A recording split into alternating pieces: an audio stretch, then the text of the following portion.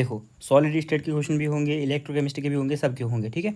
लेकिन अभी आज मैंने केमिकल काइनेटिक्स पढ़ाया है तो इसके क्वेश्चन करवा रहा हूँ। मुझे आज थोड़ा बहुत अर्जेंट है, टाइम भी कम है, तो मैं आपको फटाफट से क्वेश्चन करवा रहा हूँ, ठीक है। केमिकल काइनेटिक्स के आप फॉर्मूले आ गए थे, आपने देखा, बाकी क्वेश्चन अपने डेली चल ही रहे हैं।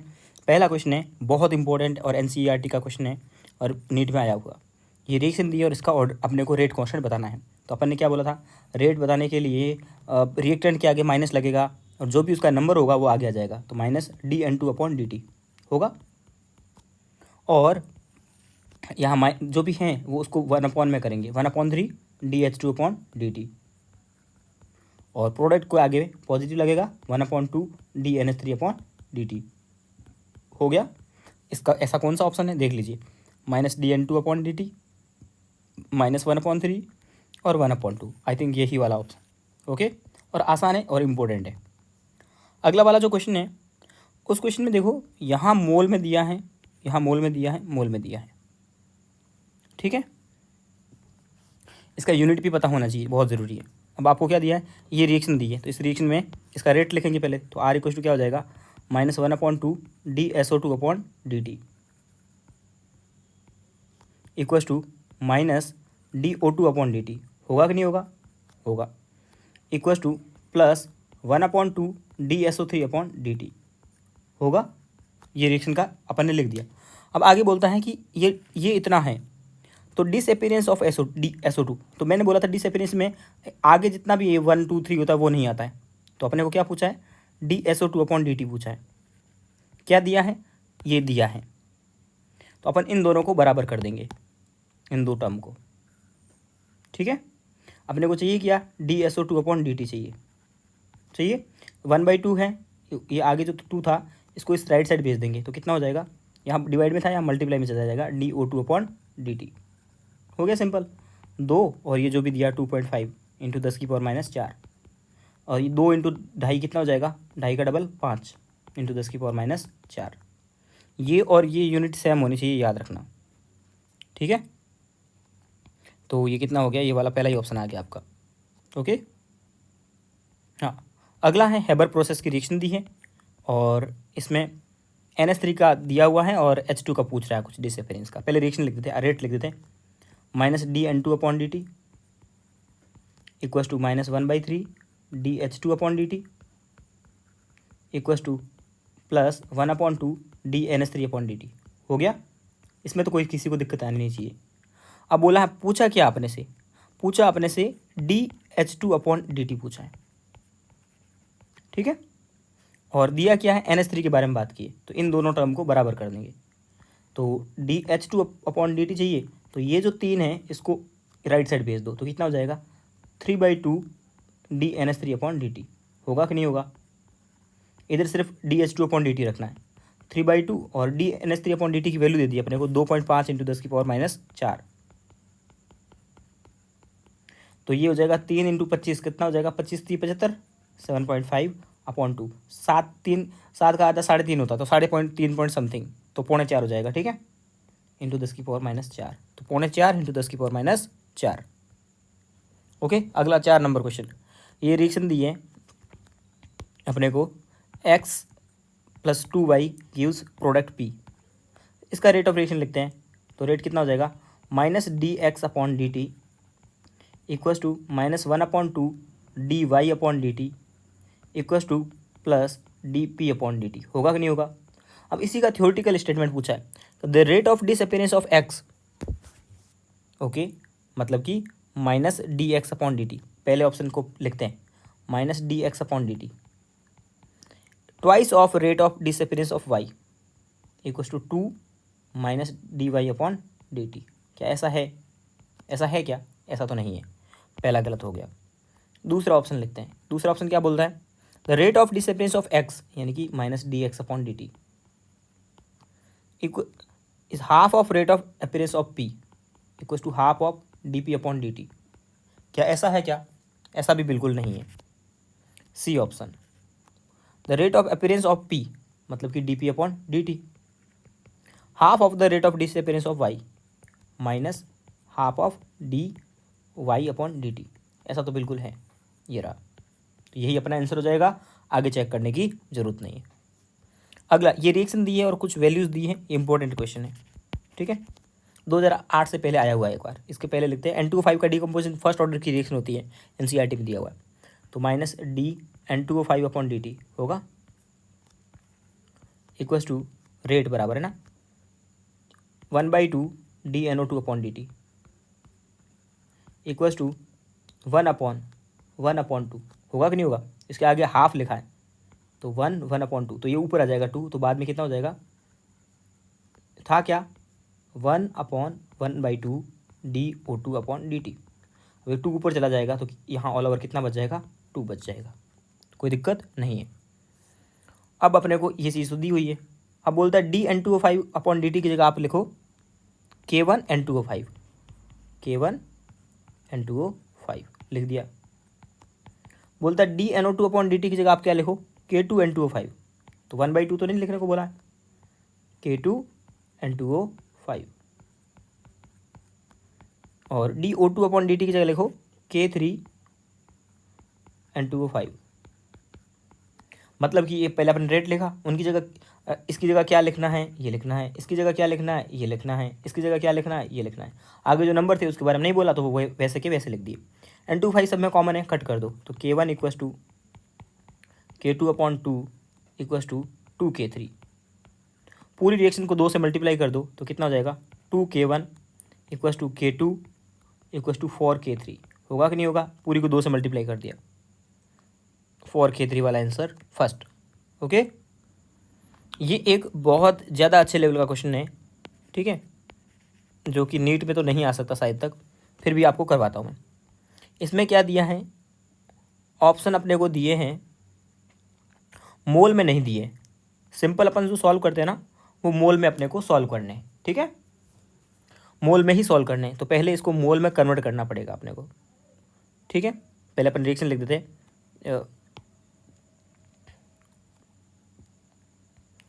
तो क्या हो जाएगा -12 DSO2 upon D T equals to -DO2 upon D T equals to 1/2 DSO3 upon D T. ये तो इसका रेट हो जाएगा। अब यहाँ मोल में होना बहुत ज़रूरी है, मोल में नहीं है तो इसको मोल में बदलेंगे। तो अपने को क्या दिया है, पहले क्या दिया है, हियंस रेट ऑफ SO3 का दिया है, SO3 का कितना दिया है 1.6 इंटू 10⁻³ ये दिया है किलोग्राम में। तो किलोग्राम को मोल में बदलोगे तो मॉलिक्यूलर वेट से डिवाइड करना पड़ेगा पहले, ठीक है, मॉलिक्यूलर वेट से डिवाइड करेंगे। तो मॉलिक्यूलर वेट SO3 का कितना होता है, सल्फर का होता है 32 और ऑक्सीजन का 16, 16 थी 48, कितना हो गया, ये हो गया 50 और 30 80, 80 से डिवाइड किया, ये मोल में आंसर आ गया। ये DSO3 अपॉन डी टी की वैल्यू आ गई। इससे अपन लोग DSO3 और इन दोनों को बराबर करेंगे तो क्या हो जाएगा, हाफ हाफ तो दोनों में कट जाएगा। तो DSO2 equals upon D T equals to DSO3 upon D T होगा कि नहीं होगा। दोनों बराबर है कि नहीं है बिल्कुल। दोनों का आगे हाफ था, हाफ हट गया, ठीक है। तो मतलब दोनों की रेट कितनी आ गई, ये अपने को SO2 का पूछा ना, तो DSO2 अपॉन डी टी बराबर क्या हो जाएगा, ये आ जाएगा 1.6 इंटू 10⁻³ आ गया। पर ये किस में आया है, ये आया है मोल में आया है। अब इसको वापस केजी में बदलना है, ठीक है। तो अपन इसमें किससे, अब इसको मॉलिक्यूलर वेट से मल्टीप्लाई करेंगे, किसका मॉलिक्यूलर वेट SO2 का, ठीक है। मोल में, मोल को वापस कन्वर्ट करना पड़ेगा, इसीलिए क्वेश्चन इंपॉर्टेंट हो जाता है।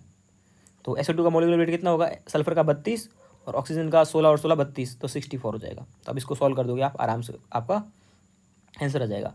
पॉइंट हटेगा, पॉइंट को हटा दो, 10⁻⁴ कर दो, 16 पंजे 80 और 12 पंजे 60 होते हैं करीब, ठीक है। तो 12 आ जाएगा, 12 इंटू 10⁻⁴। वापस पॉइंट इधर करोगे तो 1.2 इंटू 10⁻3, फोर्थ ऑप्शन। ओके, मोल में होने चाहिए, बहुत इंपॉर्टेंट है। चलो अगला क्वेश्चन करते हैं अपन, 7वां। ये रिएक्शन दी हुई है, इसका रेट रिएक्शन लिखेंगे तो क्या होगा, ये रेट होगा -1/2 DA upon D T equals to -1/3 DB upon D T equals to DP upon D T, product है ना।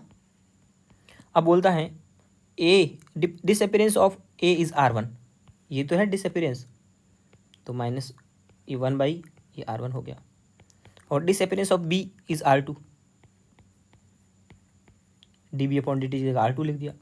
अब इन दोनों को सॉल्व कर लो, 3 को इधर भेज दो, 3R1 इक्वल्स टू 2R2। आसान तो था ये। ओके, ये बोल रहा है इसका रेट ऑफ रिएक्शन अपने को बताना है, तो क्या होगा, R equals to -1/2 dA/dt equals to -dB/dt equals to 1/3 dC/dt equals to dd/dt। आसानी से लिख देंगे ना, बता दिया आपको कैसे लिखते हैं। कौन सा नहीं है, सी के आगे माइनस आ रहा है, सी के आगे माइनस नहीं आ सकता, अपने को नोट वाले लिखना है, क्योंकि सी प्रोडक्ट है, प्रोडक्ट के आगे हमेशा प्लस आएगा। ओके, ये क्वेश्चन तो बहुत आसान है। बोलता है N2 और H2 वाला रिएक्शन दिया है, रिलेशनशिप करेक्शन किसका होगा, इन दोनों में करेक्शन क्या होगा, NH3 और DT में और H2 में, तो -dN2/dt इक्वल्स टू -1/3 dH2/dt। आसान है, लिखते जाओ, कुछ भी नहीं है, आगे जो भी टर्म है उसको डिवाइड में ले लो, और रिएक्टेंट के आगे माइनस और प्रोडक्ट के आगे प्लस, dNH3/dt। किस किस को बराबर करने को बोल रहा है, NH3 को और हाइड्रोजन को, तो नाइट्रोजन को हटा दो यहाँ से, कोई दिक्कत नहीं है। अब देखो, अब 3 को इधर मल्टीप्लाई में ले जाऊँ तो dH2/dt इक्वल्स टू +3/2, मैंने क्या लिख रहा हूँ ना, तो पसीना और स्क्रीन के ऊपर आ गया तो लिखा ही नहीं जा रहा है, 3/2 dNH3/dt। ओके, ये आ गया आपका। और अगर इधर लिखना पूछ रहे dNH3/dt अपने से पूछे तो आ जाएगा -2/3 dH2/dt, और ऑप्शन इसी के अकॉर्डिंग है, -2/3, ये माइनस यहाँ नहीं, इसके आगे आना चाहिए था, ठीक है। ओके, 8वां क्वेश्चन बोलता है rate constant R equals to K A into B, R equals to K A B। तो इसका पहले तो आप मेरे को ऑर्डर बता, ऑर्डर अगर कोई पूछे तो ऑर्डर कितना होगा, इसके ऊपर जो भी टर्म है उनका sum, R equals to 1 + 1। Okay, कोई दिक्कत। बोलता है container reduce to volume concentrator का 1/4 कर देते हैं, ठीक है। अब मेरे को बताओ, अगर किसी में से पानी वॉल्यूम कम करना, मतलब पानी बाहर निकालना, पानी बाहर निकालोगे तो क्या होगा कि कंटेनर वॉल्यूम और कंसंट्रेशन एक दूसरे के इन्वर्सली प्रोपोर्शनल होते हैं। अगर आप वॉल्यूम कम कर रहे हो तो कंसंट्रेशन बढ़ेगी, वॉल्यूम को 1/4 किया तो कंसंट्रेशन 4 गुना बढ़ जाएगी। तो R equals to R dash कितना हो जाएगा, अब के ए की जगह 4A रख दो और बी की जगह भी 4B रख दो, डबल हो गया ना कंसंट्रेशन। तो पहले वाला अगर R इक्वल्स टू कितना हो गया, R डैश इक्वल्स टू के 4 × 4 16 हो जाएगा, तो पहले वाले का कितना हो जाएगा, 16 गुना हो जाएगा, कोई बड़ी बात नहीं है। ओके, अगला क्वेश्चन बोलता है ये अपने को एक रिएक्शन दी हुई है, ठीक है, और बोलता है द इंक्रीज 3 टाइम, उसको पहले इसका R तो लिखे, R इक्वल्स टू के A का स्क्वायर और B, ऐसे तो लिखते हैं, इसके आगे जो भी है वो पावर में लगा लेते हैं, ठीक है, बताया तो था फॉर्मूला में जब फॉर्मूला रिविजन कर रहे थे तब। अब इसको 3 टाइम करना है, R इक्वल्स टू के 3 टाइम करेंगे, 3A का स्क्वायर और 3B, तो कितना हो जाएगा, 3 का स्क्वायर 9 और 9 × 3 27, तो पहले का कितना हो जाएगा 27 गुना, ठीक है। अगला इसका आपको ऑर्डर पूछा है तो इन सिंपल इनको ऐड करना है, 1/2 + 1/3 + 1/4। पहले इन 1/2 और 1/4 को ऐड कर देते हैं, ठीक है। तो 1/2 मतलब सिंपल वो सबको है ना, क्या करते हैं एलसीएम ले लेते हैं इनका 12, या इतना जोड़ने की जरूरत नहीं, इतनी परेशान होने की, या फिर इतना परेशान होने की दिक्कत नहीं है। सिंपल अपन क्या करते हैं, पहले 1/2 और 1/4 को ऐड कर देंगे, तो इसको 1/2 को लिख देंगे 2/4 + 1/4 + 1/3, तो ये कितना हो गया 3/4। वैसे भी आप लिख सकते हो आधा और पाव, 1/2 मतलब आधा और 1/4 मतलब पाव, इक्वल्स टू 75, 3/4 + 1/3, तो ये हो जाएगा 4 × 12, और ये जाएगा इसके मल्टीप्लाई में, ये जाएगा इधर, तो 10/12 सॉल्व, 3 × 9 और सॉरी ये हो जाएगा 13/12। ओके, हो गया। बोलता है ऐसा कौन सा जिसका ऑल ऑर्डर 0.5 आ जाए, तो ऐड करो, इसका 1 1 1, इसका ऑर्डर कितना आ रहा है 3 आ रहा है, इसका ऑर्डर कितना आ रहा है 0.5 0.5 0.5 1.5। इसका ऑर्डर कितना आ रहा है 1.5 -1 + 0 0.5। ठीक है, तो ऐसे ही तो ऑर्डर ऐड करना है, बस ऊपर वाली पावर को ऐड करो, ऑर्डर आ जाएगा जितना अपने को पूछ रहा है। A chemical reaction involve 2 reactant species. Reaction में 2 आते हैं, एक ए मान लेते हैं, एक बी मान लेते हैं। ठीक है, A is directly proportional to square of the concentration. A की कंसेंट्रेशन का डायरेक्टली प्रोपोर्शनल है, मतलब कि आर इक्वल टू के और ए की स्क्वायर, कंसेंट्रेशन का square. One of them inversely proportional to the concentration of the order. इसको बी इन्वर्सली का मतलब है कि वो कैसे प्रोपोर्शनल है, अपॉन में है, B square, simple B square नहीं बोला है। तो आर इक्वल टू, इसका क्या लिख देंगे यार, आर इक्वल टू के ए का स्क्वायर और बी। अब इसका अगर रेट पूछेगा -1, नीचे प्लस थी तो ऊपर माइनस हो गई, तो ऑर्डर पूछेगा तो कितना हो जाएगा 2 - 1 यानी कि 1। ओके, अब इसका ये रिएक्शन लिखिए। अब देखो ये रिएक्शन लिखिए, अगर इससे अपन रेट लिखेंगे आर इक्वल टू के H2 और Br2, तो इससे ये ऑर्डर आता है। लेकिन ये रियल में ऐसा होता नहीं है, रियल में वो है जो आपको दिया हुआ है ये वाला। तो इसका क्या पावर होगा 1, ये 1/2, तो n कितना आ जाएगा 1 + 1/2 यानी कि 1 से ही 1/2। आसान क्वेश्चन थे सारे, 15 क्वेश्चन अपन ने कर लिए हैं और फॉर्मूला भी कर लिए हैं। कल कुछ और क्वेश्चन करेंगे इलेक्ट्रोकेमिस्ट्री के या फिर इसी चैप्टर के। ओके।